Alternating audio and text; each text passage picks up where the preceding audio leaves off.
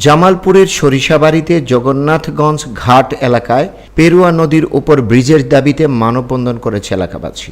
আজ সকালে উপজেলার আওনা ইউনিয়নের জগন্নাথগঞ্জ কুলঘাট এলাকায় এই মানববন্ধন অনুষ্ঠিত হয়। এতে স্কুল, কলেজ, মাদ্রাসা সহ প্রায় 2 সহস্রাধিক মানুষ অংশগ্রহণ করে।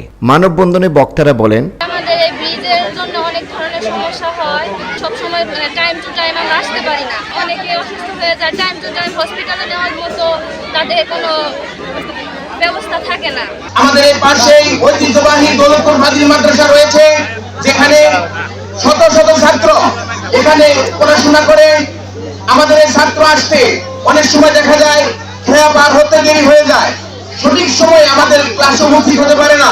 এজন্য অনেক ছাত্রদের শাস্তির আওতায় এসেছে।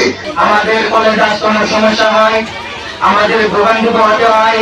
আমরা এই ভোগান্তি পোহাতে চাই না। আমাদের প্রাইভেট, বিশেষ করে বন্যার সময় দুর্ঘটনা হয়, দুর্ঘটনা আমাদের লেখাপড়া ক্ষতি হয়।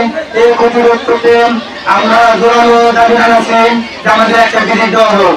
উপজেলার আওনা ইউনিয়নের জগন্নাথগঞ্জ ঘাট এলাকায় পেরুয়া নদী দিয়ে সরিষাবাড়ি ও কাজিরপুর উপজেলার 8টি ইউনিয়নের লক্ষাধিক মানুষ প্রতিদিন নৌকা দিয়ে পারাপার হয়। নানা সময় নৌকা ডুবিতে দুর্ঘটনার শিকার হয় স্কুল, কলেজের শিক্ষার্থীরা। অসুস্থ রোগীদের পারাপারে পড়তে হয় বিপাকে। চরাঞ্চলের কৃষিপণ্য পরিবহন করতে সমস্যা হয় কৃষকদের। জনপ্রতিনিধিরা ব্রিজের প্রতিশ্রুতি দিলেও বছরের পর বছর চলে যাচ্ছে, বাস্তবায়িত হয়নি প্রতিশ্রুতি। তাই দ্রুত সময়ে ব্রিজ নির্মাণের দাবি জানান বক্তারা।